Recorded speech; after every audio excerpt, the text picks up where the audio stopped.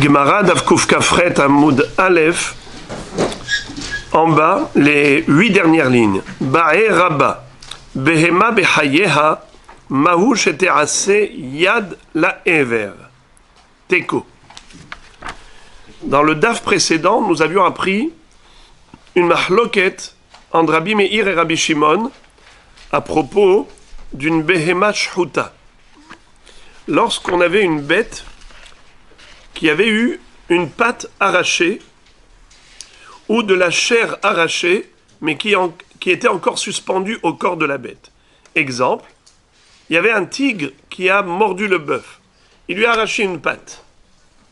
Après, les chasseurs sont venus, ont fait fuir le tigre, mais le pauvre bœuf, il a une patte qui pendouille.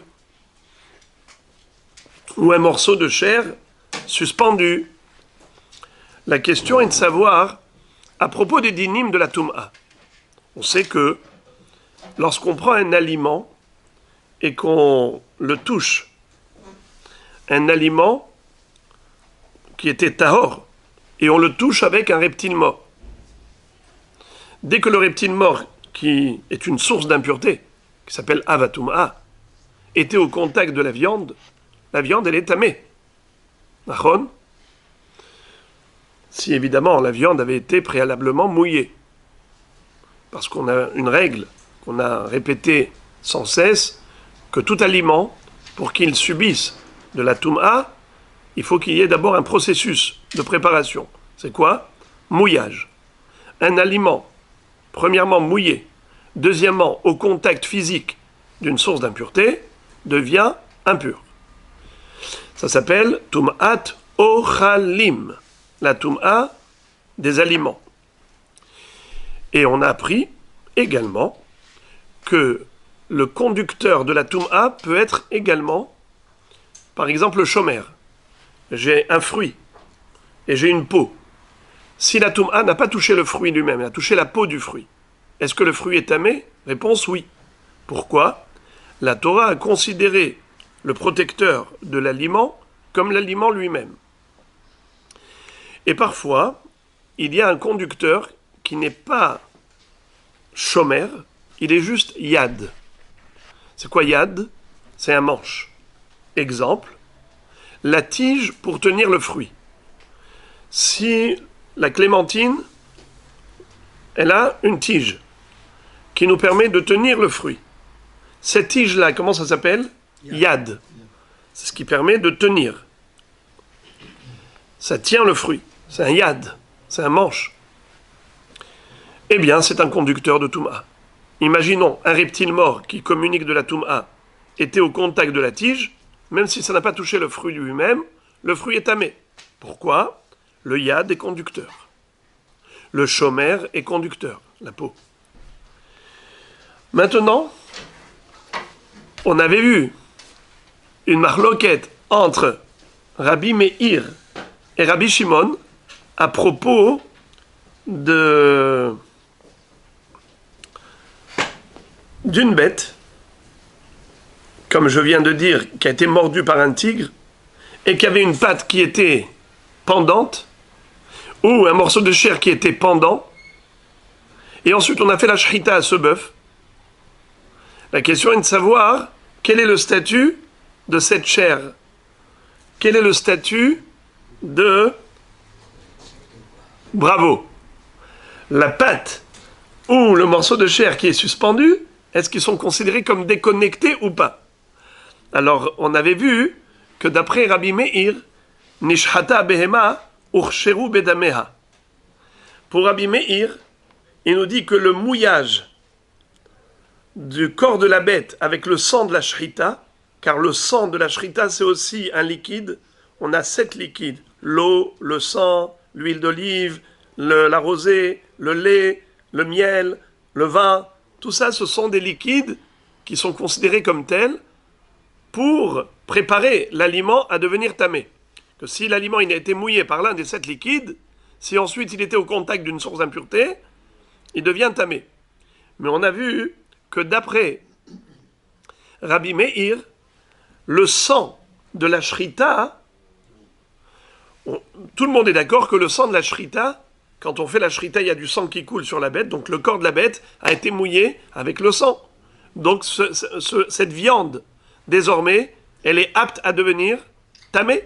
Et si elle était au contact d'un reptile mort, par exemple, elle deviendra tamée, cette viande. Mais est-ce que le mouillage avec le sang de la shrita qui a mouillé le corps a impacté et influencé le membre qui est suspendu, qui tient juste à un fil, la chair qui est suspendue, qui tient à un fil? C'est ça la marloquette. D'après Rabbi Meir, oui. Urcheru bedameha. D'après Rabbi Shimon, non. L'urcheru bedameha. Et on avait vu toute une série d'explications, dont la première des interprétations, c'était celle de Rabbah. Rabbah disait que quel est l'objet de leur marloquette? Bebehema na'asit yad la ever kamefalge. Vetarbayu itleu yesh yad la hersher. Umiu Rabbi Shimon savar en behema kula na'asit yad la ever ehad ilkar lo evia lo hersher. Ve Rabbi Meir savar behema na'asit yad la ever. Qu'est-ce que ça veut dire? Lorsqu'on a fait la shrita et on a devant nous deux éléments qui sont rattachés par un filament, le corps de la bête qui a subi la shrita et le membre qui pend, ou la chair qui pend. Pourquoi Rabbi Meir dit que le mouillage du corps de la bête va impacter le membre, le Ever Minachai et le Bassar Minachai? Pourquoi ce sera impacté? Parce que c'est relié. Et alors? Tu veux savoir, puisque c'est relié, c'est considéré Yad. Qu'est-ce que c'est que Yad? Hein? Le manche.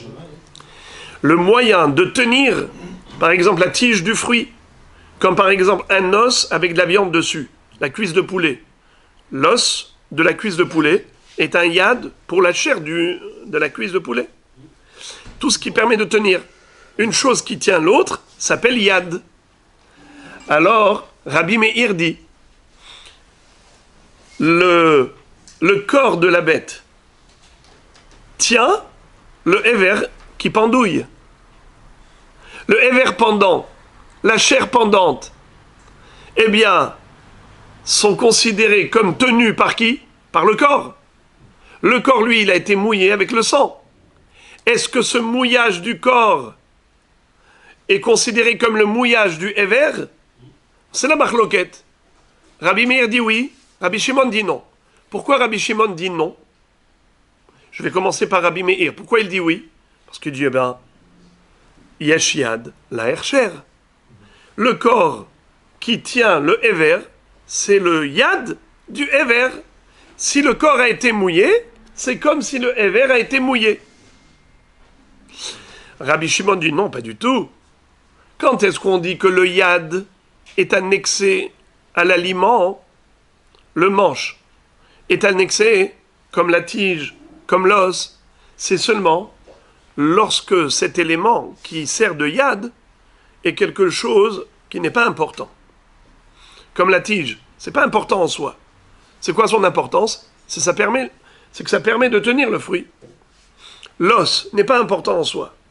C'est quoi son importance? Ça permet de tenir la chair qui est collée à l'os de la cuisse de poulet, par exemple.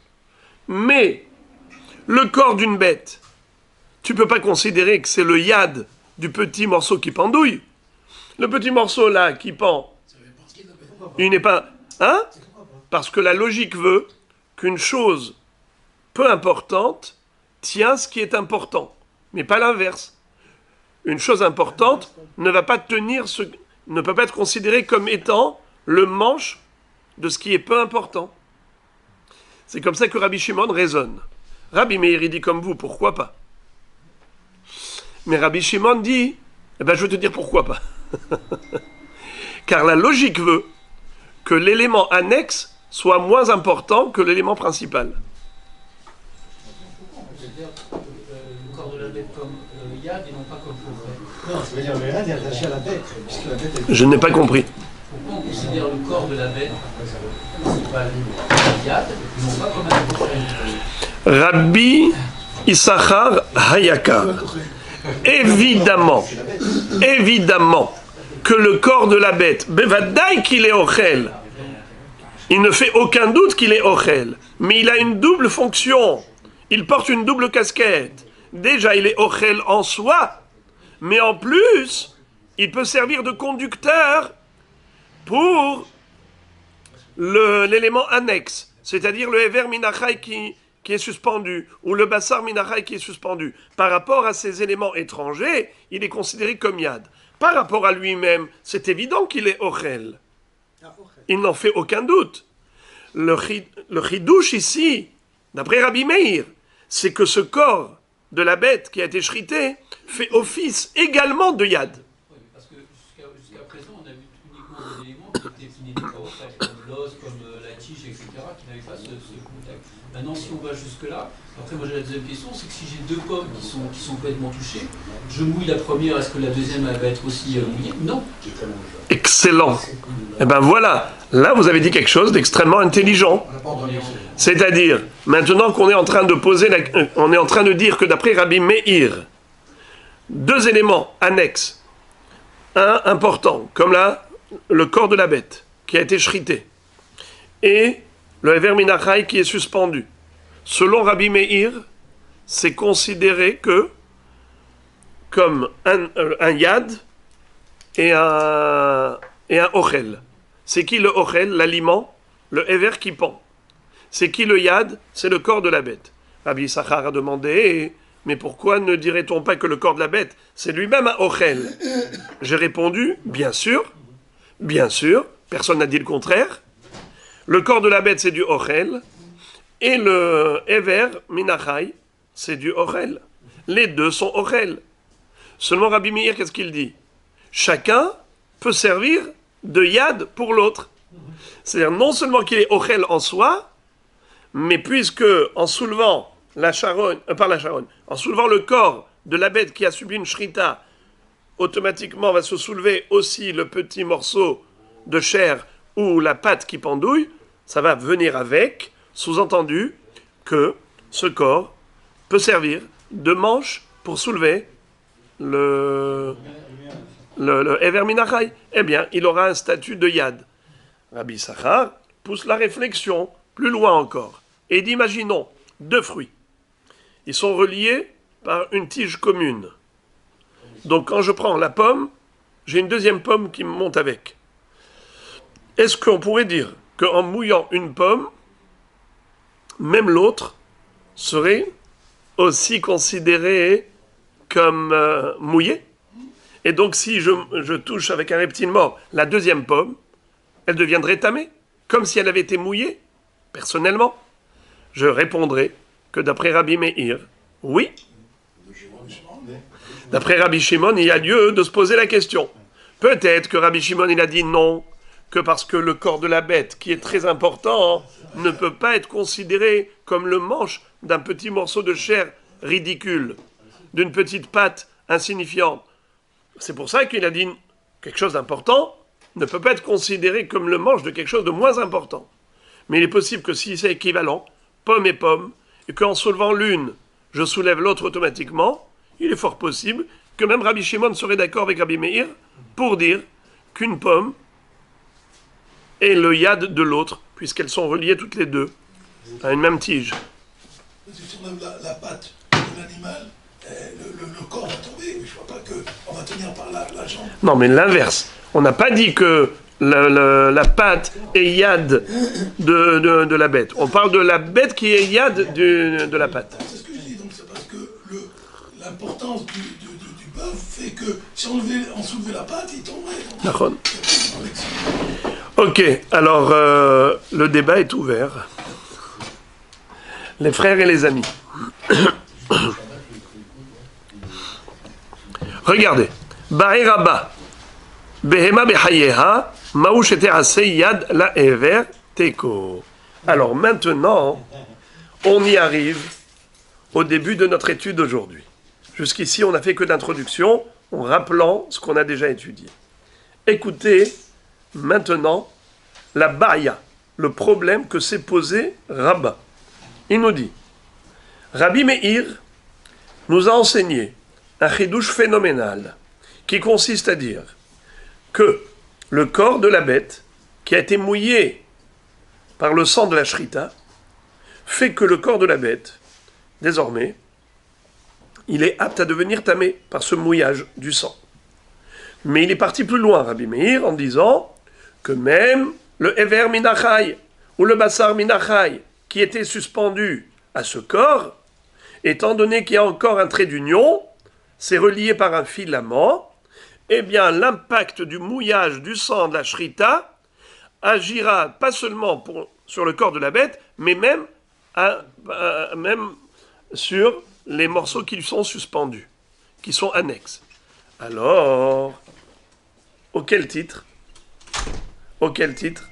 Au titre de Yad. La Gemara dit, Yad, merci, j'ai appris quelque chose. Merci Rabbi Meir, tu m'as enseigné quelque chose. Mais puis-je poser une question? Rabbi Meir, s'il te plaît, dis-moi, qu'en penses-tu d'une bête vivante? Pas seulement d'une bête shritée. La bête était vivante. J'ai pris un reptile mort, j'ai touché le corps de la bête vivante. Le corps de la bête vivante, c'est sûr qu'il ne deviendra pas tamé. Je mouille, je prends de l'eau, je mouille les... Comment ils s'appellent? Nous, aidez-moi. Les parties annexes qui sont suspendues, comme le Ever Minachai, le Bassar Minachai, je les mouille. On a déjà vu dans la Mishnah que c'est vrai qu'en les mouillant, si je les touche directement avec un reptile mort, qu'en est-il? Vous en souvenez? Tamé! Tamé. Je prends un reptile mort, je touche ces morceaux, même s'ils sont encore attachés à un corps vivant, mais comme ils sont déjà déconnectés,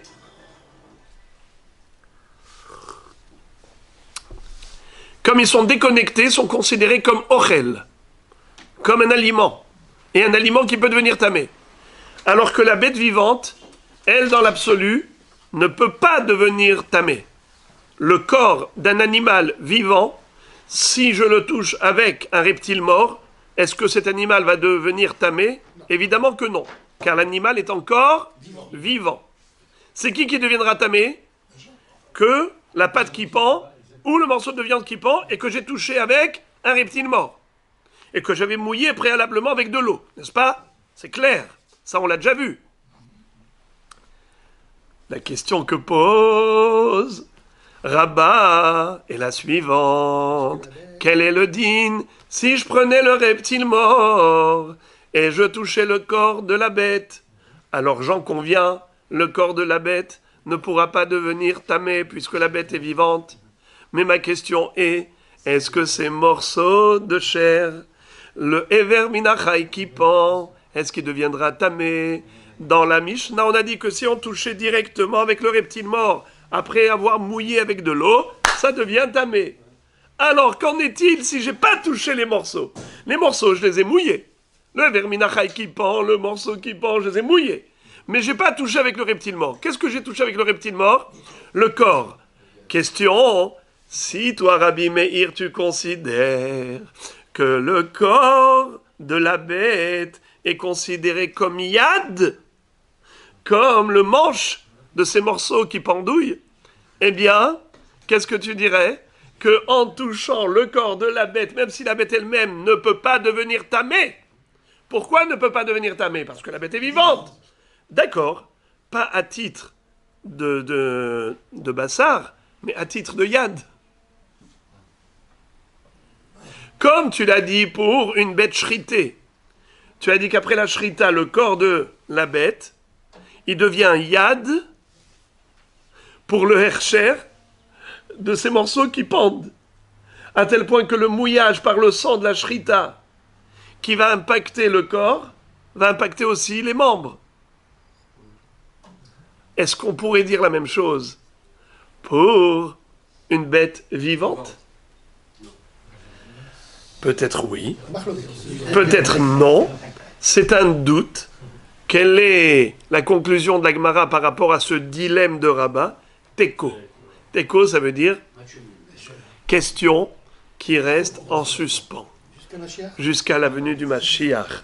D'ailleurs, certains disent que Tiku, c'est les initiales de Tishbi, Yetaretz, Kushiot ou Bayot. Eliyahu Tishbi, Eliyahu Navi, va résorber et résoudre tous les problèmes, toutes les questions qui sont restées en suspens. Ou bien, Teko, Teko c'est en araméen, ça veut dire ça restera ainsi. Teko, laisse comme ça. Matière à réflexion. Point d'interrogation. On n'a pas de Et réponse. l'inverse, si je touche la pâte mouillée avec un serpent mort, est-ce que ça communique au corps de la bête vivante? Pourquoi non? Parce qu'on ne peut pas dire que le petit morceau, il sert de yad. Parce que si vous soulevez, Ça va s'arracher. ouais, ça va s'arracher.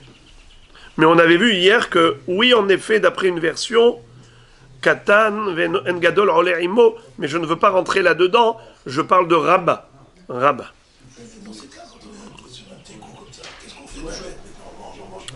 On prend le pion, Ah, ça c'est magnifique. Vous entendez la question de Rabbi Shlomo, Rabbi Gabriel. Il demande, qu'est-ce qu'on fait quand il y a un teko comme ça dans la Gemara? Généralement, la halacha est que, s'il s'agit d'un sujet thoraïque, il faut être strict et rigoureux. S'il s'agit d'un sujet d'ordre rabbinique, alors on peut être indulgent.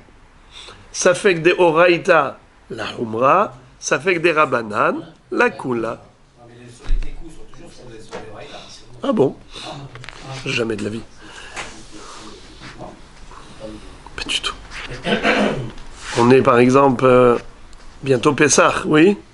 Eh ben, regardez dans ma Seret Psachim tous les sfekot là-bas par rapport à la hulda, au akhbar. La question de la pureté de la tumeur, elle se propage automatiquement en fonction de sa ligne conductrice, d'accord? Est-ce que la pureté elle-même se propage de la même façon ou est-ce qu'elle bloque la tumeur d'une autre façon? Mziana. La question est de savoir est-ce que la purification d'un élément peut servir pour l'autre. Peut se propager. Combien de pureté? Alors on a trouvé Yad la Tum'a, on n'a pas trouvé Yad la Tahara. C'est ça. La question n'a été... Ça y est, vous avez posé une question, on a répondu. Bon. Alors on y va. Alors maintenant, la Gemara continue. Elle nous dit Amar Abaye. Hare Amru, ki shot sheneta'a be'atzitz, ve'yatzat chutz la'atzitz tehora. Amar Rabbi Shimon, v'chi mativa litaher. Ela atame betum'ato, ve'atahor betaharoto. Ba'e Abaye, ma'u shete'ase yad lehaverta. Qu'est-ce que ça veut dire? Les frères et les amis. Les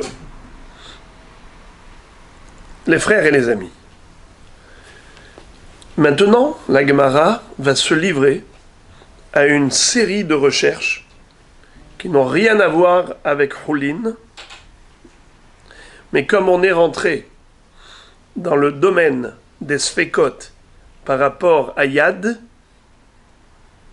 alors on va maintenant citer toutes sortes de Amoraïm, plusieurs Amoraïm, dont chacun s'est posé les questions par rapport au din de Yad. On va commencer par Abaye. Avant on avait vu Rabat, maintenant Abaye. Abaye nous cite une Mishnah dans la Masechet Uktzin qui parle de Kishut. Qu'est-ce que c'est que Kishut? C'est Kishuim. Des courgettes. Bravo. Alors, nous avons des courgettes. Shenetara be'atzitz. Quelqu'un a planté des courgettes dans un pot de fleurs, dans un pot en argile par exemple. Il a mis dedans du terreau. Il a planté dedans des courgettes. Et donc, il y a une partie qui dépasse et qui déborde du pot et qui se retrouve suspendue en l'air à l'extérieur du pot. Nous avons une règle, c'est que l'humidité de la terre elle monte en hauteur. Si j'ai un pot qui est fermé hermétiquement par en dessous, alors il n'y a pas d'impact de l'humidité de la terre sur ce qui se trouve dans le pot, car le pot est hermétique. Sauf si c'est un hatzitz nakouv, un pot de fleurs qui était perforé, c'est-à-dire il y avait un trou. S'il y a un trou, alors dans ce cas-là, au travers du trou, de l'orifice, l'humidité de la terre va impacter le terreau qui se trouve dans le pot.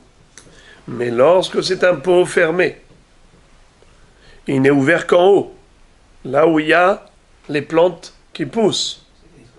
Là, il n'y a pas de contact entre la terre et le contenu du pot. Alors, comment ça s'appelle ce qui pousse à l'intérieur du hatzitz chez Enonakouv, le pot qui n'est pas perforé par en dessous? Eh bien, ce sont des plantes qui sont considérées détachées du sol. Vous entendez, les amis? Alors maintenant, quel est le din par rapport à la Toum'a? On a déjà appris ça hier, que des plantes qui sont rattachées au sol ne sont pas mekabelim Toum'a. Même si je prends un reptile mort et que je touche ces fruits qui ont été mouillés, d'accord? Ça ne va pas devenir tamé. Pourquoi? Car le fruit est rattaché à l'arbre qui est rattaché au sol. Et tout ce qui est rattaché au sol ne devient jamais impur. Donc même si je touche le fruit qui se trouve sur l'arbre ou un légume qui se trouve rattaché au sol, je touche avec une source d'impureté, rien ne s'est passé. Mais les légumes, comme les courgettes, qui se trouvent dans le pot, est-ce que c'est Mekabel Toum'a ou pas? Oui. Pourquoi? Parce que c'est détaché du sol. Il n'y avait pas de trou sous le pot. Alors regardez. Mais s'il y avait un trou, dans ce cas-là, ça s'appelle rattaché au sol. Oui, mais il faut que le pot soit sur le sol, pas sur un balcon. Oui.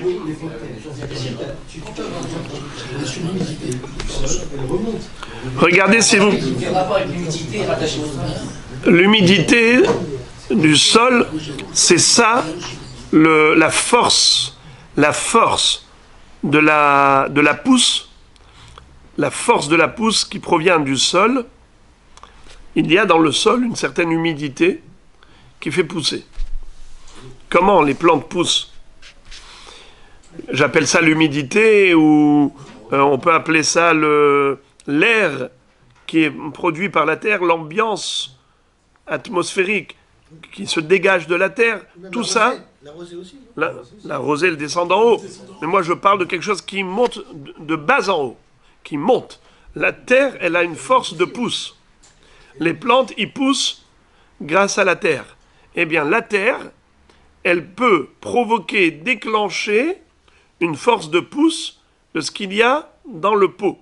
Donc le pot, il a premièrement son terreau, et deuxièmement, ce terreau est relié à l'humidité de la terre via le trou qu'il y a en dessous du pot.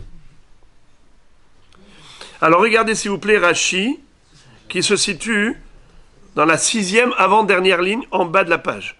Hatam Be'atzitz, pardon, 8e avant-dernière ligne. Kishot shenetara be'atzitz she'enonakuv. Des courgettes qui ont été plantées dans un pot qui n'est pas perforé en dessous. Kitlusha damia. Ces courgettes sont considérées comme détachées du sol. Umekabelet tum'a. Et kishar ochalin. Et par conséquent, ces courgettes peuvent devenir impures comme n'importe quel légume qui a été déjà cueilli.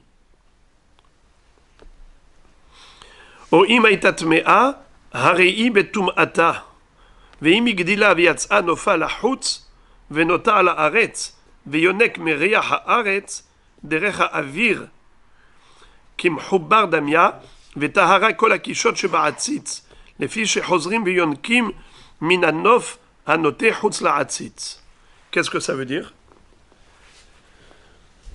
Les légumes qui vont pousser les légumes qui vont pousser, si ça déborde à l'extérieur, alors nous disons comme ça, que par exemple la courgette, il y a une partie à l'extérieur, il y a une partie à l'intérieur. Alors, nous disons que ce qui se trouve à l'extérieur, qui a débordé en dehors du pot, maintenant, ces légumes-là bénéficient également de l'air de la terre. L'atmosphère de la terre, c'est-à-dire la zone atmosphérique qui est au-dessus de la terre, est imbibée de cette humidité de la terre.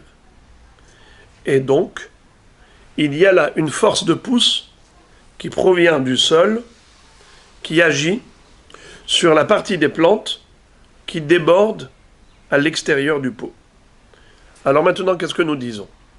Que désormais, les légumes qui sont sortis du pot, en poussant, ils ont débordé, ceux-là, ils sont dans la zone atmosphérique du sol.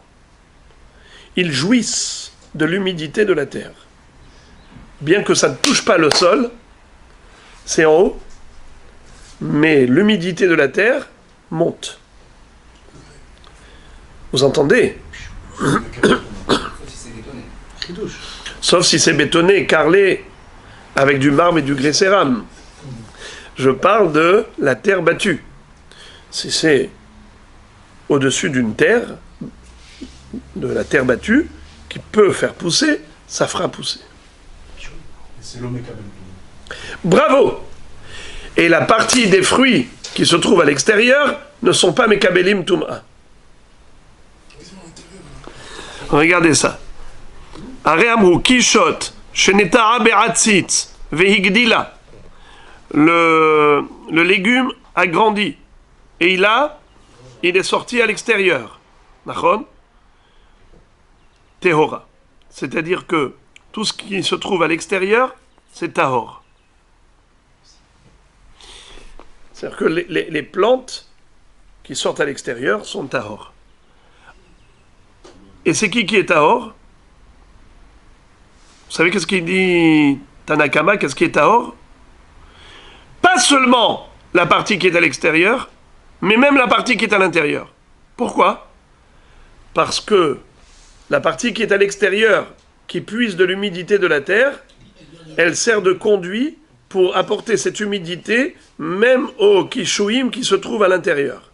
Même au, comment on appelle ça, à la racine, au tronc commun qui se trouve à l'intérieur. Je répète, la partie des légumes qui ont débordé à l'extérieur du pot et qui vont puiser de l'humidité de la terre et ils vont pousser davantage grâce à cela, en fait, cette humidité de la terre va impacter pas uniquement la partie débordante à l'extérieur du pot, mais même la partie des courgettes qui sont restées dans le pot et qui ne sont pas au-dessus de la terre. Grâce à quoi? Grâce aux courgettes qui sont à l'extérieur. Celles qui sont à l'extérieur, elles absorbent l'humidité de la terre, qui se trouve dans l'atmosphère au-dessus de la terre, et elles servent de canal, de conducteur, pour apporter cette humidité, même aux légumes qui sont à l'intérieur du pot. Ça leur fait une immunité sur la tombe. Et donc ça leur fait une immunité sur la Toum'a. Bravo. Par rapport à la Toum'a, il n'y aura pas de Toum'a. Pourquoi? Tous ces légumes sont considérés rattachés au sol. On a déjà dit qu'un légume rattaché au sol n'est pas Mekabel Toum'a. Et les fruits qui font dans gustative au-dessus de la terre dans l'eau, C'est une grosse question. Bravo. Mais maintenant, Rabbi Shimon, lui, n'est pas d'accord. Rabbi Shimon Omer, Vechimativa litaher, Ela hatame betum'ato, ve'ataor betahorato. Amar Rabbi Shimon, Vechimativa litaher, Ela hatame betum'ato, ve'ataor betahorato. Qu'est-ce que dit Rabbi Shimon? Il dit, excuse me, l'humidité de la zone atmosphérique terrestre, elle est bénéfique aux légumes qui sont à l'extérieur du pot, mais pas à l'intérieur du pot. Quel rapport entre les deux? Il n'y a pas de conducteur, il n'y a pas de conduit. La partie externe ne sert pas de canal pour la partie interne. Et par conséquent, si, puisque la partie interne est considérée détachée du sol, et la partie externe est considérée rattachée au sol, alors que devrait-on dire? Que si la Toum'a a touché la partie légumes à l'extérieur, cette partie elle est tahor. Et s'il y a une Toum'a qui a touché la partie interne, tamé. Atamé betum'ato, ve'atahor betahorato. C'est bon? Maintenant écoutez la question de Abaye. Abaye, ma'ou shete'ase yad la haverta. Qu'est-ce que ça veut dire? La question est la suivante. D'accord. Si j'avais touché que la partie externe, tu m'as dit, ça ne deviendrait pas tamé. Et ce pour quelle raison? Parce qu'elle est considérée comme rattachée au sol. Question, si j'ai touché la partie externe, non, externe, qui elle reste tahor, est-ce qu'elle pourrait pas être considérée comme yad pour la partie interne? C'est ça la question. Et Abaye, Maou, j'étais assez yad la haverta. C'est-à-dire, j'ai une seule courgette, d'accord? Alors j'ai la moitié qui se trouve à l'extérieur. Peut-être que ça devrait servir de yad pour la moitié qui est à l'intérieur. Vous entendez? Maou sheyase nof atahor yad akishot la vila tum'a. Ça veut dire que la partie externe qui, elle, n'est pas Mekabel Toum'a, si elle a été au contact d'une source d'impureté, pourrait servir de manche, pourrait servir de yad, pour conduire, pour véhiculer la Toum'a vers la partie qui est, oui, vulnérable. Laquelle partie qui est vulnérable? Que la partie qui se trouve à l'intérieur du pot de fleurs. Et ce pour quelle raison? Car le pot déconnecte le terreau, les plantes qui poussent à l'intérieur de ce pot, c'est déconnecté du sol. Si c'est déconnecté du sol, bien que ces fruits sont en pleine pousse, n'est-ce pas, sont rattachés à ce terreau, mais le terreau lui-même, il est déconnecté du sol. Alors ces légumes-là, qu'est-ce qu'ils sont? Mekabel Toum'a, comme des légumes qu'on accueillit normalement. Mais on a dit que la partie qui se trouve à l'extérieur et qui est au-dessus du sol, puisque ça jouit de l'humidité de la terre, qui est un moyen de faire pousser les plantes, eh bien, c'est pas Mekabel Toum'a. Comme un légume qui est encore attaché au sol. Il n'est pas Mekabel Toum'a. Alors c'est clair, d'après Rabbi Shimon, la partie interne, Mekabel Toum'a, la partie externe n'est pas Mekabel Toum'a. Comment il a joliment dit cela, Rabbi Shimon? Hatame betum'ato, hatahor betahorato. Le clivage est net. Mais la question de Abaye est la suivante. Il dit, j'en conviens. La partie externe, elle est tahor. Mais quel est le din si j'ai pris cette toum'a, ce reptile mort, qui communique la toum'a, et j'ai touché la partie externe qui est tahor, mais je voudrais que la partie interne devienne tamée par le biais de ce canal. Car peut-être que la partie externe serait considérée comme yad, comme le manche de la partie interne. On l'a vu plus haut, ça. Mahon. On l'a vu plus haut. Mahon. Voilà, c'est ça la question. Ok, en tant que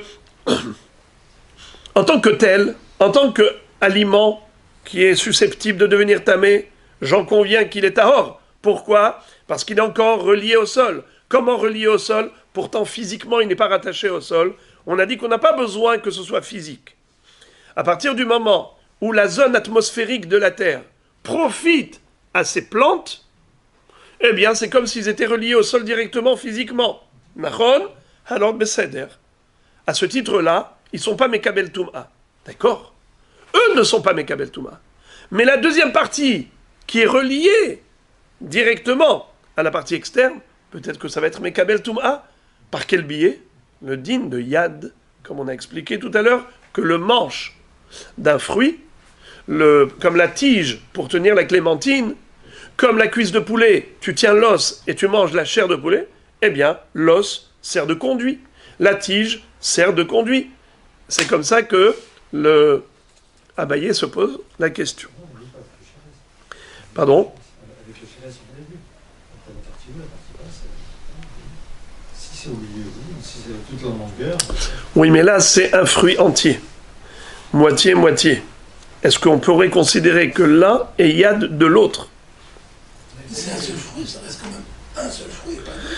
Pas Un fruit ou bien un légume, je sais pas. le légume lui-même. Je pense que la question d'Agmara n'est pas par rapport au même fruit, mais deux fruits qui sont reliés, comme avait dit tout à l'heure Rabbi Issachar, avec une tige commune. J'ai deux pommes et qui ont une tige commune. Et je peux soulever la deuxième pomme par le biais de la première. Parce que si c'est le même fruit, alors c'est une seule entité. Il n'y a pas de deux objets. Donc le même fruit, c'est sûr qu'il est Mekabel Touma.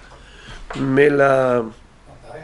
Pardon Chazak. C'est-à-dire que la question pourrait se poser en tant que Yad. Mais je veux dire, si par exemple, on avait touché la partie interne du fruit avec une Touma, c'est sûr que tout le fruit deviendrait tamé. Si l'externe, non. La peau aussi. Il est dehors par rapport à la terre. Il reste dehors. Il a une influence sur l'interne. Et inversement. Et inversement aussi. Ah oui. Ça veut dire que même, vous dites que même le même légume, on pourrait le diviser en deux. Si on traduit littéralement Quichotte au singulier, vous avez raison. Parce que ici c'est écrit Quichotte, ça veut dire une courgette. Mais si on dit que Quichotte c'est l'espèce, et donc il y a plusieurs courgettes reliées à la même racine, on pourrait parler de plusieurs. Mais ce n'est pas dit que j'ai raison, vous avez peut-être vous raison, que même le même légume, comme une carotte, une courgette, moitié à l'extérieur, moitié à l'intérieur, fort possible que la moitié soit tamée et la moitié soit tahor, bien que ce soit une seule entité, étant donné que la moitié qui est à l'extérieur, elle est considérée reliée au sol. Et c'est peut-être ce que voulait dire Rabbi Shimon. Atame betum ato, ve atahor betahor ato. Mais on peut dire que Quichotte, ça désigne l'espèce, c'est un générique, et donc on ne parle pas du même légume, on parle de deux légumes qui sont reliés à une même racine, à une même tige. Et là, on pourrait poser la question par rapport au yad. Le débat reste ouvert. Encore un safek. Amar Rabbi Yirmiyah, hare amru,amishtahave lehatsid dalaat asara. Bae Rabbi Yirmiyah, maouch était assez yad lehaverta, teko. Et là, ici, il ne fait aucun doute. Là, on parle vraiment du même légume. Si encore, tout à l'heure, on pouvait se poser la question, est-ce que Quichotte, c'est une seule courgette ou plusieurs courgettes? Là, c'est clair, net et précis. On parle d'un potiron, une grande courge. Imagine, dalaat. On a une règle que tout ce qui est interdit au profit n'est pas Mekabel Touma. Exemple. Comment ce pain-là, il peut devenir interdit au profit? Pendant Pessah, c'est interdit. Mais je ne parle pas de Pessah. Comment pendant l'année il peut être interdit au profit? Par exemple, il l'a consacré au Beth Amikdash. Ou bien vous savez aussi comment? Imaginons un idolâtre, il s'est prosterné devant la nourriture. Il a dit, c'est grâce au pain que je vis toute ma vie, je me prosterne au pain. D'accord? Il a fait de ce pain une idole. Cette idole-là, on n'a pas le droit d'en profiter. Vous savez que Avodah Zara est interdite au profit. Imaginez-vous maintenant, un idolâtre, il s'est prosterné à la moitié du pain.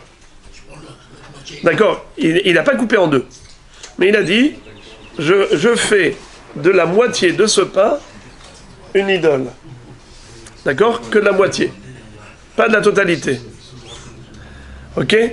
Alors maintenant, écoutez une autre règle importante, c'est que quelque chose qui est interdit au profit ne peut pas être Mekabel Toum'a. C'est-à-dire, si je prends par exemple un reptile mort et je touche un aliment qui est interdit au profit, il n'y a aucune Toum'a qui impacte. Ça veut dire que la notion de Toum'a du reptile mort par exemple, ou un mort, ou toutes sortes de sources d'impureté, ça n'a pas d'impact par leur contact physique sur un aliment qui est interdit au profit. Alors, quel est le din? Si par exemple, le goy s'était prosterné au pain tout entier, et après je prends un reptile mort, je le touche, est-ce que ce pain va devenir tamé? Non. Quel est le din maintenant s'il s'est prosterné que devant la moitié? Il a dit, la moitié je la considère idole, pas l'autre moitié. Maintenant, moi je prends un reptile mort, je touche ici. Est-ce que ça va devenir tamé? Non. Si je touchais ici, ça va devenir tamé? Oui. Oui. Question. Si je touche ici, tu m'as dit non, il n'est pas tamé. Pourquoi? Parce que cette partie, elle est interdite au profit. D'accord? Mais est-ce que ça pourrait servir de yad? On a déjà dit qu'un os qui tient la viande, comme une cuisse de poulet, une tige qui tient la clémentine, si je touche la tige, c'est comme si j'ai touché la clémentine. Pourquoi? Parce que c'est un yad, ça permet de tenir. Est-ce qu'on pourrait dire que la deuxième moitié du pain pourrait être un yad qui tient l'autre moitié, puisque en tenant ici, je tiens la totalité. Donc peut-être que la moitié, qui elle n'est pas susceptible, n'est pas vulnérable par rapport à la Touma, n'est pas sensible à la Touma. Cette partie-là qui n'est pas sensible à la Touma et qui reste à hors, est-ce qu'elle pourrait au moins servir de conducteur? C'est un conducteur pour arriver ici. Peut-être que cette partie qui est, oui, sensible à la Touma, deviendrait tamée par le biais du conducteur. C'est qui le conducteur? C'est l'autre moitié qui était interdite au profit.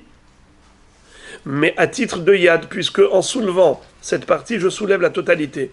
Donc peut-être que l'autre moitié servirait de yad pour l'autre moitié.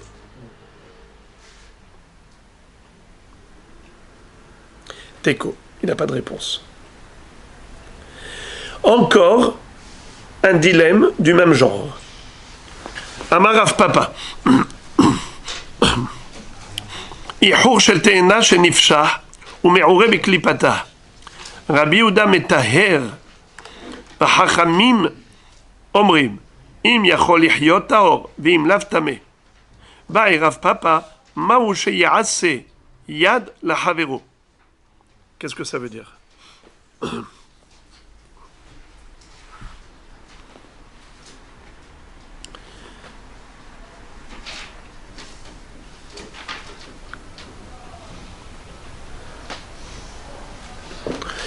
J'ai ici,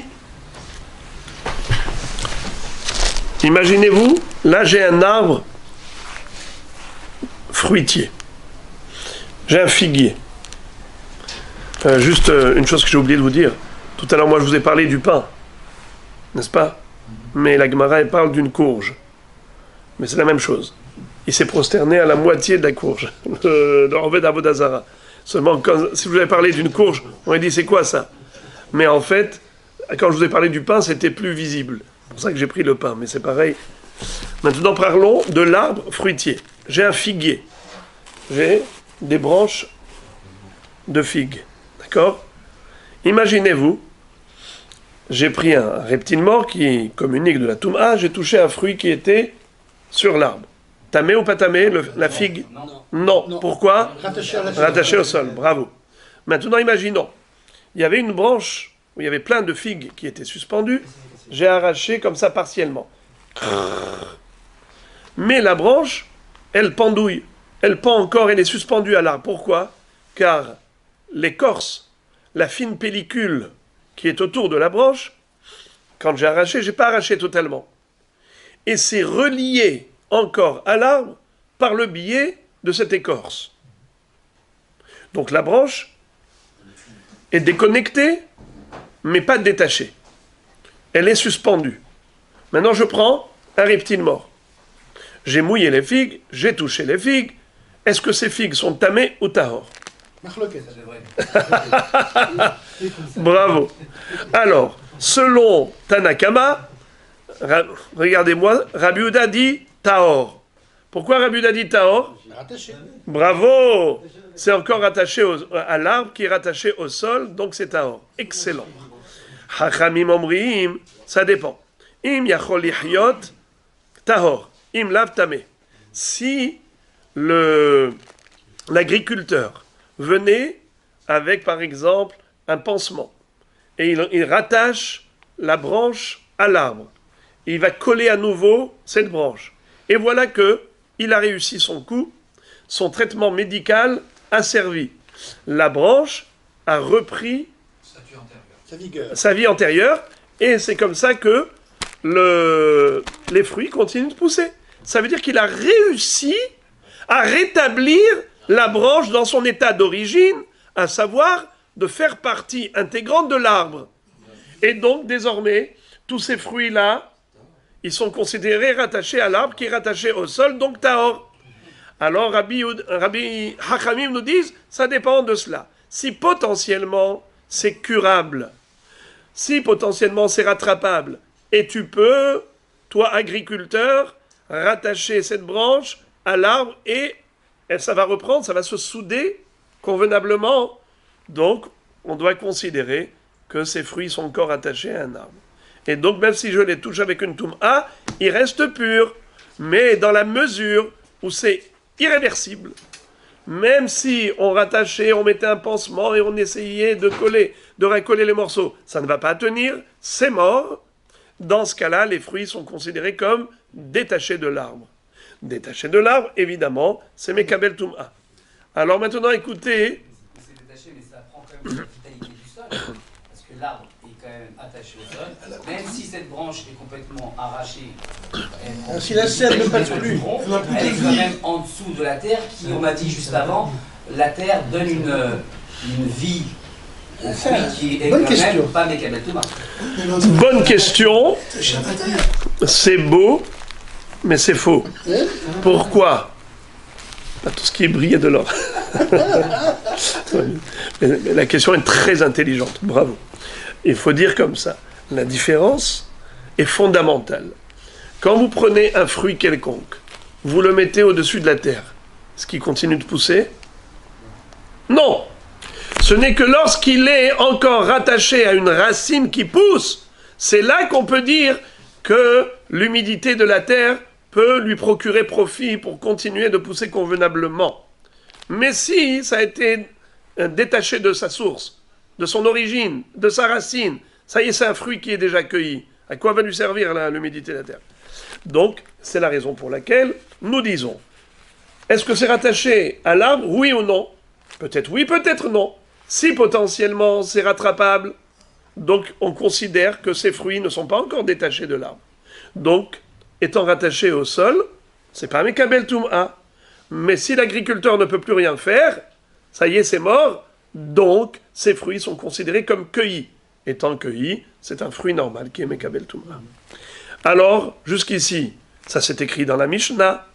Où est le problème? Le problème de Rav Papa est le suivant. Ma'u sheya'ase yad la havero. Teko. Est-ce que, dans le cas où c'est oui rattrapable, c'est-à-dire lorsqu'on a dit que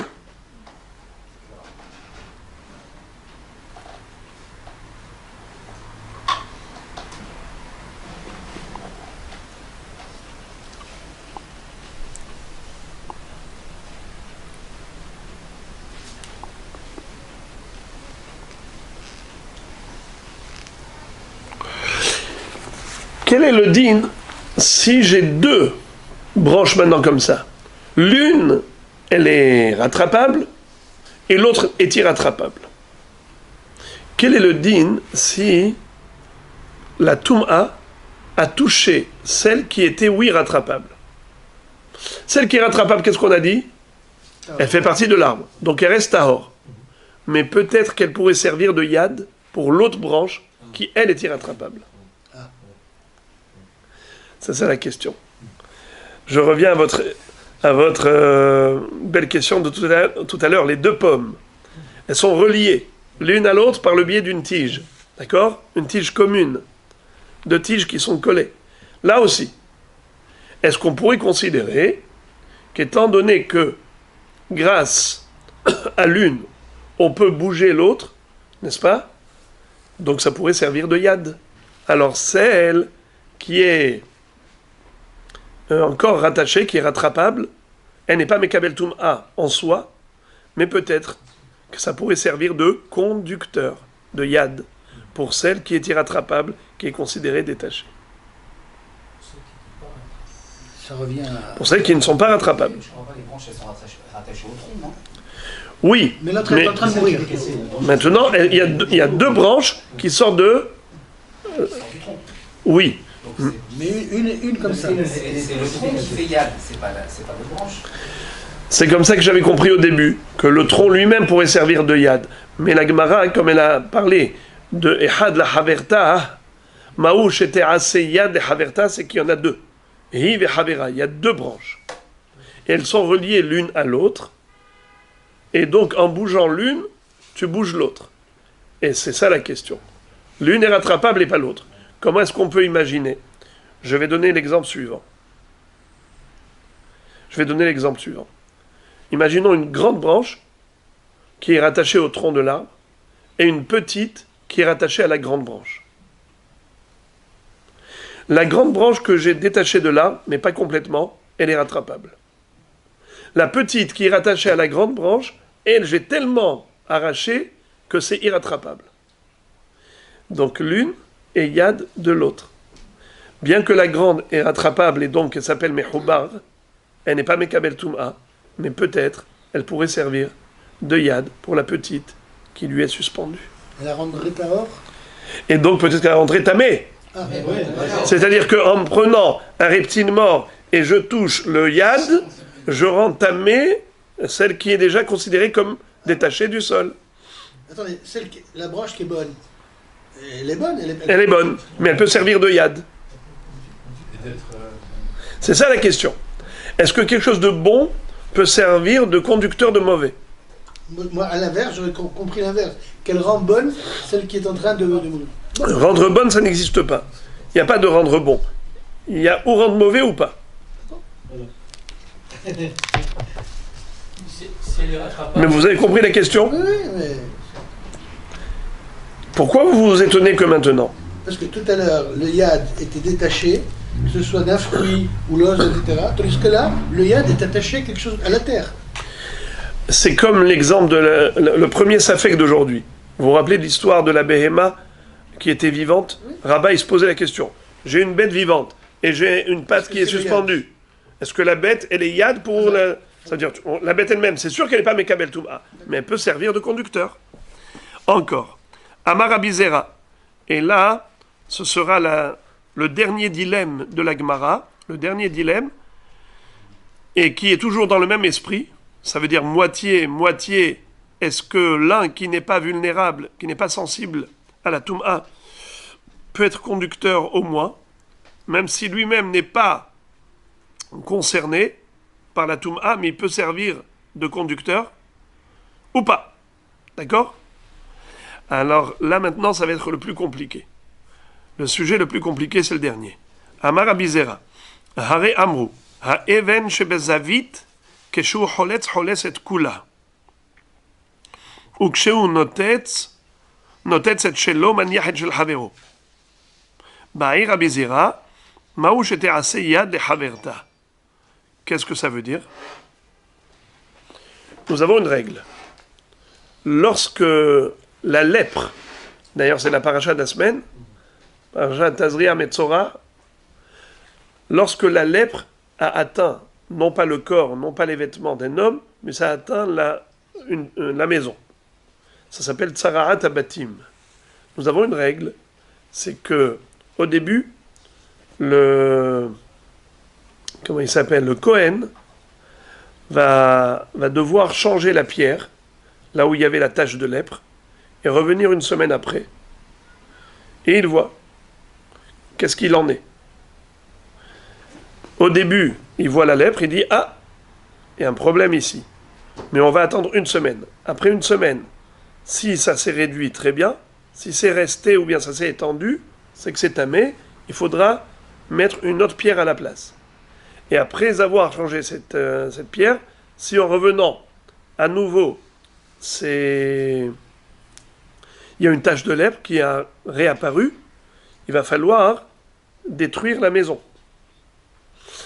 Et tout ce qui est dans la maison va devenir tamé.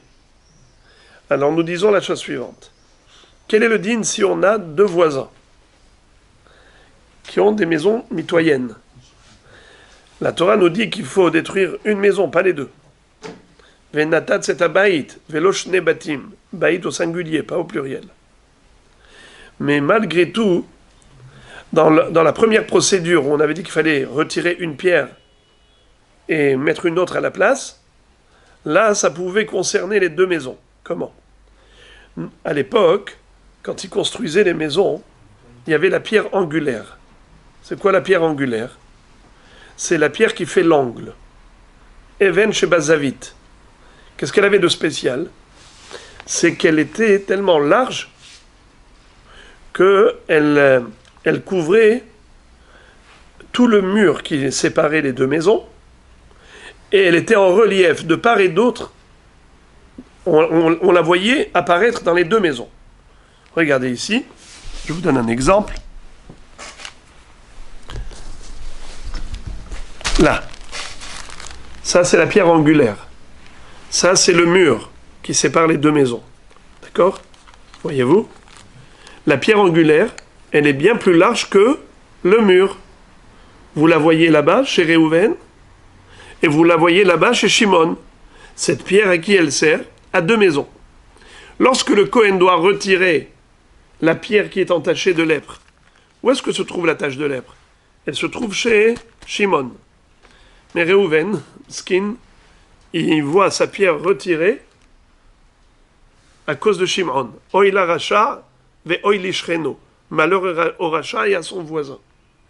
Donc, on retire cette pierre, on met une autre. Ça, c'est comme ça. Mais c'est la pierre angulaire qui est la lèpre? Oui. Ah, c'est pas une pierre de la maison à côté. Non, non. C'est bien la pierre angulaire. Oui, mais c'est que de quel côté c'est? Shimon. Du côté de Shimon. Mais Reuven Skin, il voit que sa pierre a été retirée, on a mis une autre. Maintenant, lorsque le Kohen est revenu après une semaine et que ça a réapparu encore plus grand, il va devoir déclarer la Toum'a sur la maison. Tout ce qui se trouve à l'intérieur devient tamé, mais en plus, il doit détruire la maison de ce monsieur. D'ailleurs, entre parenthèses, Chachamim nous disent que l'une des raisons de la Toum'a de la maison, c'est parce que le bonhomme était avare. Quand on lui demandait de prêter quelque chose, alors, Zegaba, tu peux me prêter une perceuse? J'en ai pas. Et puis après, quand le Kohen, avant de détruire la maison, il fait sortir tous les kelim. Il évacue. Il dit, ah, c'est quoi cette perceuse-là? Il paraît que tu n'en avais pas. Et tout le monde voit et rigole. Comme ça, c'est le sort, c'est la sanction de l'homme avare. Tsarut aïn. Tsaraat, tsarut aïn. L'œil étroit. Le cœur serré, celui qui ne peut pas voir la réussite des autres. Mais il y a aussi une bracha, car dans la destruction de cette maison, il y a une bracha. Laquelle? Bravo.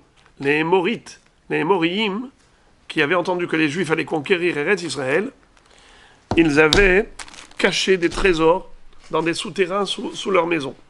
Et quand on détruisait les maisons, on trouvait les trésors. Akshborou dit ce monsieur-là, il a fait des choses négatives, mais maintenant, quand il va prendre la claque, la sanction, il va faire teshuva. Maintenant, le moment arrive de le récompenser pour sa teshuva. Les saints de Dieu sont insondables. Exactement. Et donc, nous allons maintenant comprendre le Safek de la Gemara. Le Safek de la Gemara est le suivant. Quel est le din par rapport à la Toum'a des Kelim, à la Toum'a des hommes? Celui qui rentre dans une maison qui a été déclarée par le Kohen comme étant lépreuse. Baït, Menouga, maison lépreuse. Par conséquent, tout ce qui se trouve dans la maison, tamé. Toute personne qui rentre dans la maison devient tamé. Qu'en est-il de la maison du voisin? Est-ce que le fait que la pierre angulaire, elle est commune aux deux maisons, alors certes, on ne peut pas détruire l'autre maison parce que la Torah te dit que quoi? Que Baït Echad, Venatat c'est Baït, une maison et pas deux, mais est-ce que ça peut servir au moins de conducteur de Toum'a? Pour dire que, étant donné que c'est une pierre commune aux deux maisons, la Toum'a de cette maison pourrait impacter même l'autre. C'est ça le Safek de Rabbi Zera. Répétons. Amar Rabbi Zera, Hare Amrou, Even Shebazavit, Kshu Choletz, Choletz et Kula. La pierre angulaire qui est commune aux deux maisons, quand il la retire entièrement. Même la partie qui donne sur l'autre maison, qui n'est pas atteinte par la tache de lèpre. Kshu Notetz et Chelo. Par contre, lorsqu'il va devoir casser, il va casser la pierre angulaire, il va casser que la partie de la pierre qui se trouve du côté lépreux. Il va laisser tranquille l'autre. Et Rabbi Zera se pose la question, Maou shete aseyad le haverta. C'est-à-dire,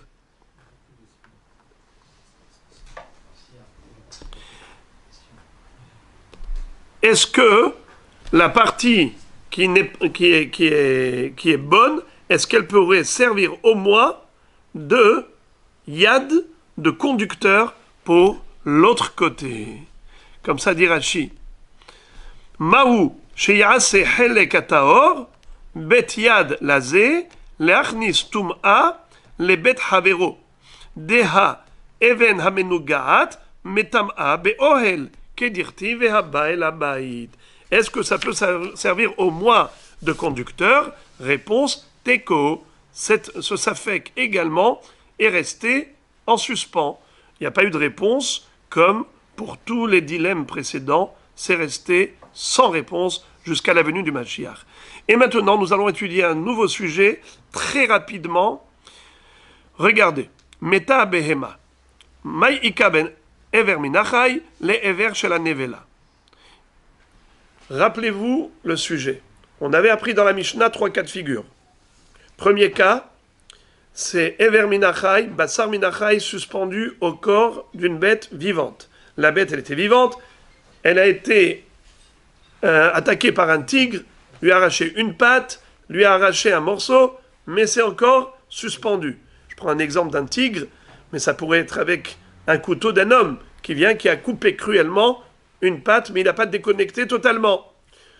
Ou bien un morceau de chair qui n'a pas arraché totalement. C'est encore suspendu au corps de la bête. On avait dit que même du vivant de la bête, ces morceaux-là ont un statut de ochel, d'aliment, de nourriture, et donc c'est mekabel tum'a si ça avait été mouillé préalablement. Premier din. Deuxième din, on avait vu le cas de cette même bête après sa shrita. Qu'en est-il de ce membre? Qu'en est-il de cette chair qui pende? Est-ce que le mouillage par le sang de la shrita est valable aussi pour ces parties annexes ou pas? On avait vu Marloket Rabbi Meir et Rabbi Shimon. Troisième cas de figure d'un Mishnah, c'est lorsque cette bête-là, elle est morte naturellement. Elle a expiré son âme par vieillesse, elle n'a pas été shritée. Qu'en est-il de ces éléments annexes? Selon Rabbi Meir, qu'est-ce qu'on avait vu? Qu'il y avait une différence entre Ever Minachai et Bassar Minachai. Rabbi Meir disait, le Ever Minachai, la pâte qui est suspendue, elle a un statut de Tum'a, comme Ever Minachai, mais n'a pas le statut de Nevela comme Nevela. La Gemara pose la question, elle dit, excuse me, mais on a déjà appris X fois que le Ever Minachai a un statut de Nevela. On s'explique.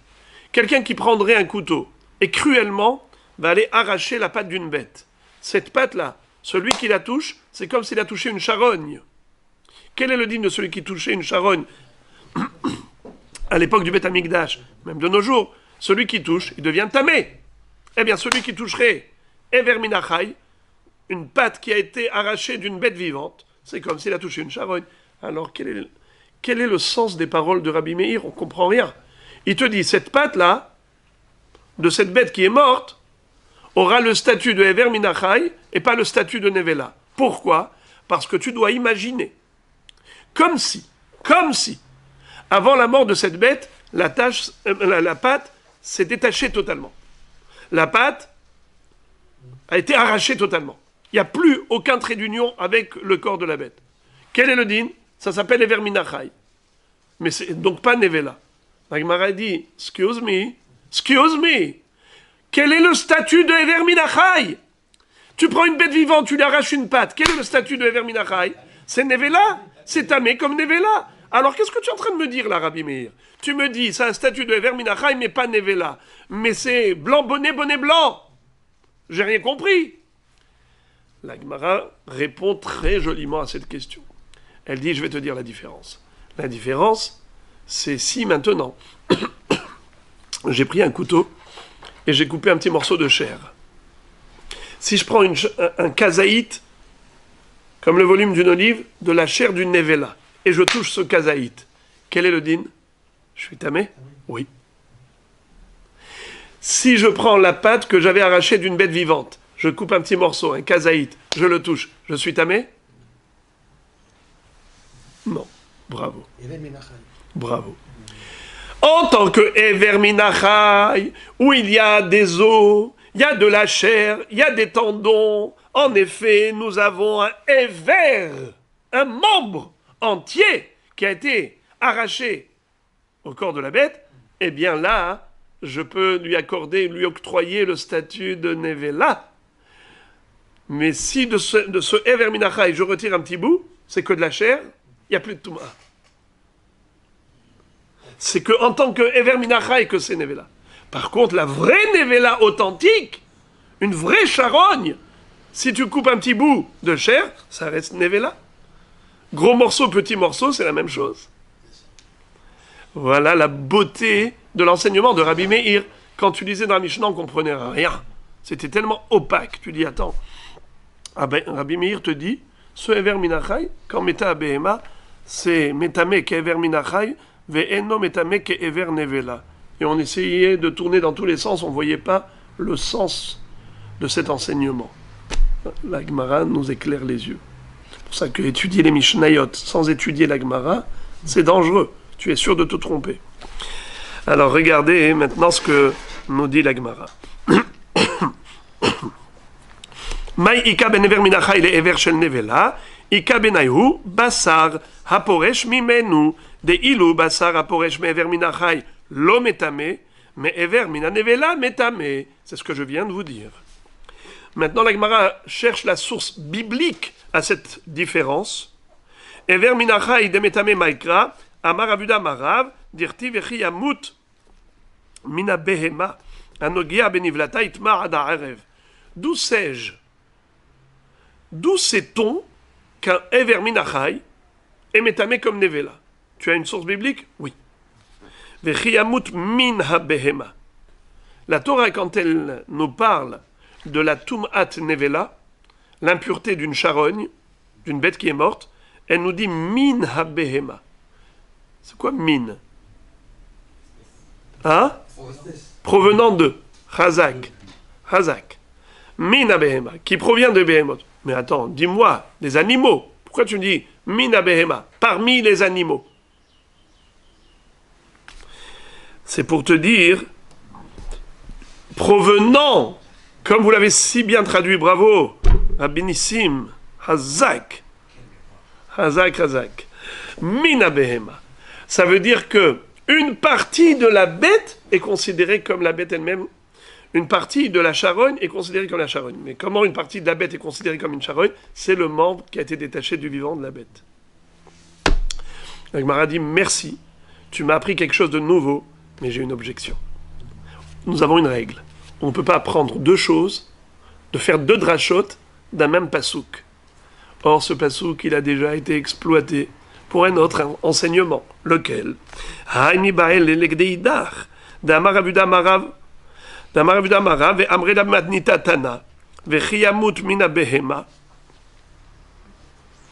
miktsat behema metam'a, ou miktsat behema ena metam'a, ve'zo, zo trefa sheshahata. What is it? Quel est le dîne, les amis, d'une bête qui avait l'un de ses organes vitaux qui était atteint? Exemple, une bête qui avait des poumons perforés. Il y a un trou dans le poumon, un trou dans le cœur.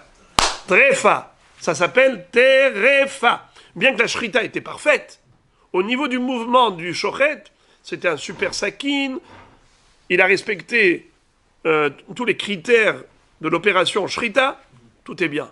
Problème, c'est quand on a ouvert la bête, on a trouvé qu'elle était déjà malade, prête à mourir. Ça veut dire qu'elle avait un poumon plein de trous, ou bien même un trou, ça suffit. Finish. Terefa. Je peux rien y faire. Je peux pas la manger. D'accord. Les frères et les amis, cette bête-là que je peux pas manger, si je la touche, est-ce que je deviens tamé? Pourquoi? Parce qu'elle est Terefa, elle n'est pas nevela. Excellent. Si elle est morte toute seule, je lui avais pas fait la shrita. Très bien. Elle aurait été Terefa plus nevela. Je la touche, je deviens tamé. Excellent. Vous l'avez bien dit que quand je fais la shrita à une Terefa, elle n'est pas nevela. Bien que je n'ai pas le droit d'en manger, mais elle ne communique pas de Touma. Grâce à qui? À la shrita. Excellent. Ça, d'où je l'ai appris? On l'a vu déjà. On l'a vu il y a 300 ans. La Gemara avait dit, d'où on l'avait appris, du pasuk vechiyamut mina behema, miktsat behema metam'a, miktsat ena metam'a, ve'ezo zoterefa sheshahata. C'est qui la behema qui n'est pas métamé? C'est la trefa qui a subi une shrita. La shrita, bien que elle n'ait pas rendu cette chair permise à la consommation, mais elle a tout de même eu un impact. C'est de la sauver du statut de nevela. Alors, comment tu peux apprendre deux choses du même verset? Tu as déjà exploité le pasouk pour nous dire que trefa sheshahata ena nevela. Comment tu peux me dire que de vechiyamut mina behema, on déduit de là que ever mina hay, qui sort mina behema, communique une tum'a comme nevela? Mais on ne peut pas apprendre deux choses d'un même verset, d'une même dracha. Réponse. Imken lichtov rahamana mi behema, maim mina behema, shma mina tarte. Qu'est-ce que ça veut dire? La Gemara dit, les lettres de la Torah, elles sont comptées, pas que les mots, même les lettres. Si on voulait dire provenant de la behema, on aurait écrit vechiyamut mi behema. Pourquoi on a écrit min ha behema en deux mots? Eh bien, c'est pour nous donner deux drachot. One, two. La Gemara dit, permets-moi d'insister, j'ai une question. Puisque tu me dis que ce qui provient de la bête, c'est considéré nevela comme la bête, et par conséquent, le ever minachai, il communique de la tum'a comme une nevela, pourquoi tu t'es limité? Pourquoi tu t'es restreint rien qu'au ever minachai, un membre entier, une patte entière par exemple? Mais même la chair, un petit morceau de chair, qui provient de la bête, aussi devrait être considéré comme mina behema, et donc il devrait communiquer la tum'a. Quelqu'un de cruel qui vient, qui prend un couteau, et il coupe un morceau de chair de la bête, de son vivant. Ce morceau de chair, interdit à la consommation? Bien sûr. Est-ce que si je touche, je deviens tamé? Non. Et pourquoi non? A priori, le même verset qui m'a permis de déduire qu'une patte entière arrachée du vivant de la bête, ça communique de la tum'a, ce même verset devrait m'indiquer que même un morceau de chair qui provient de la bête devrait communiquer de la tum'a. Qu'est-ce qui te permet d'établir un distinguo entre ever minachai et bassar minachai? Regardez la beauté de la réponse. Los al kadatar detania yachol yehe bassar aporesh minachai tameh. Talmud omar vechiyamut mina behema.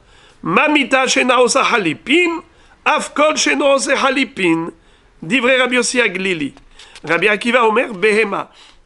Ma behema gidim ha'atzamot, afkol gidim va'atzamot.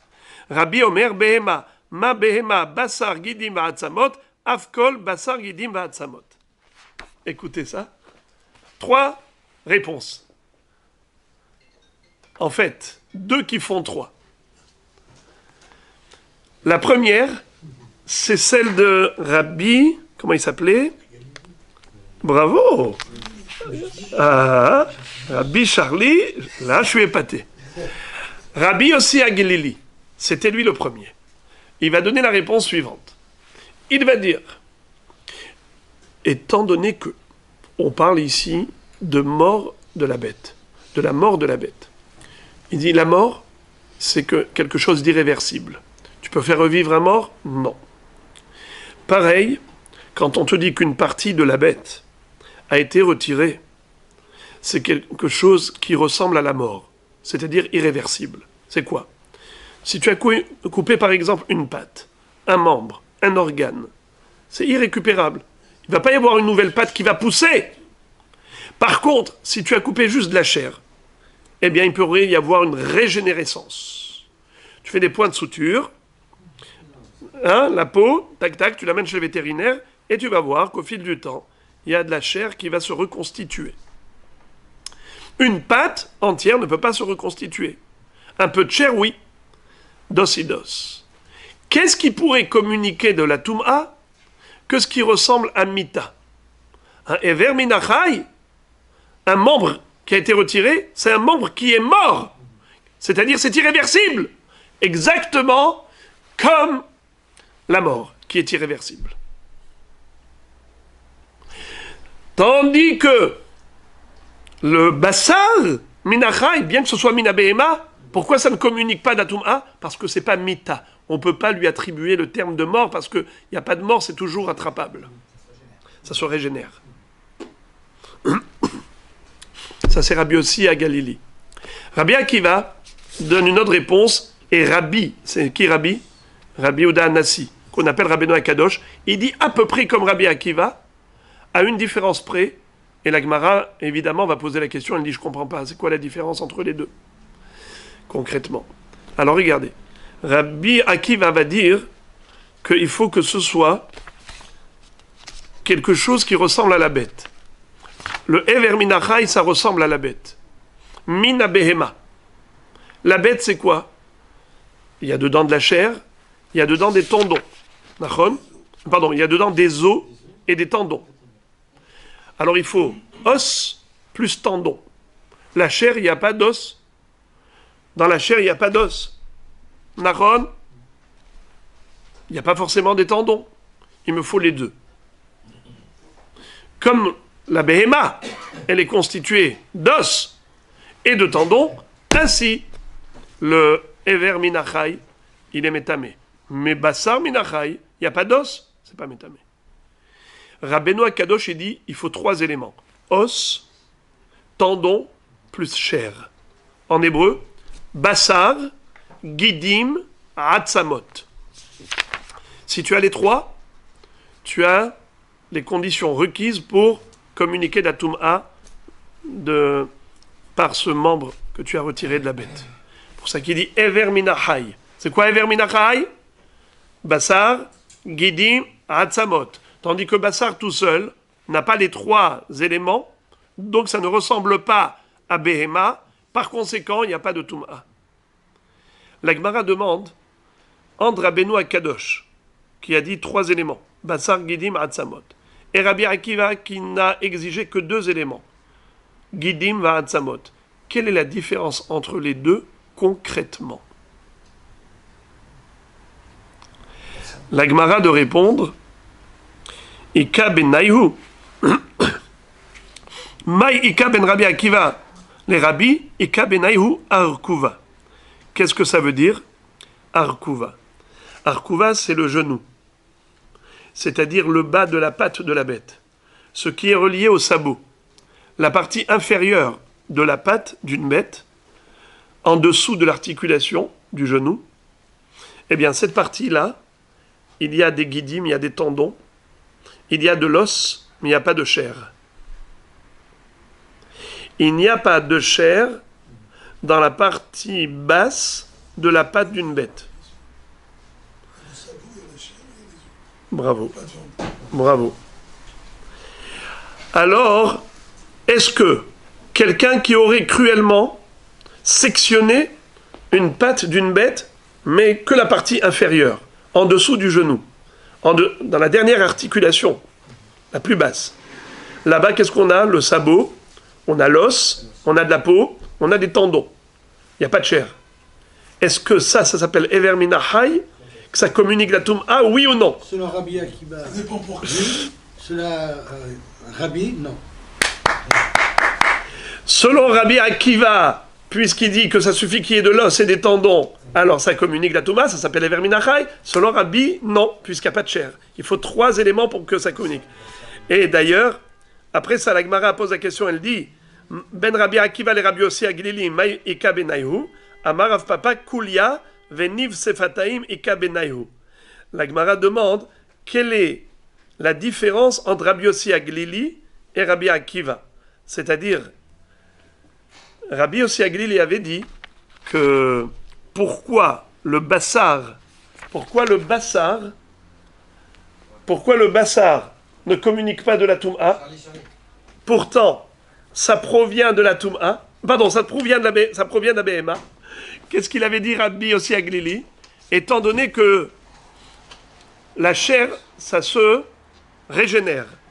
Étant donné que la chair est capable de se régénérer, c'est la raison pour laquelle ça ne ressemble pas à Mita. La mort est irréversible.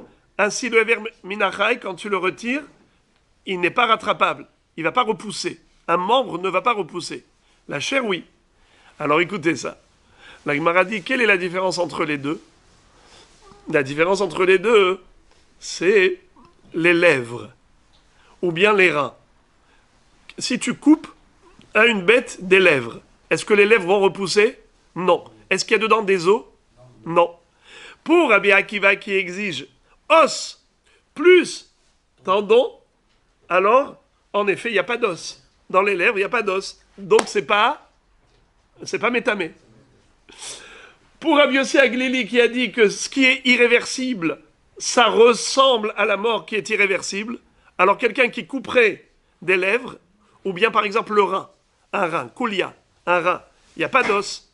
Pour Rabbi Akiva qui a dit qu'il faut qu'il y ait des os, alors c'est pas métamé. Un rein d'une bête qui a été arraché, le rein qui a été arraché d'un corps vivant, c'est pas métamé. Tandis que pour Rabbi Yossi Aglili, puisque le rein ne va pas repousser, c'est métamé, c'est comme la mort qui est irréversible.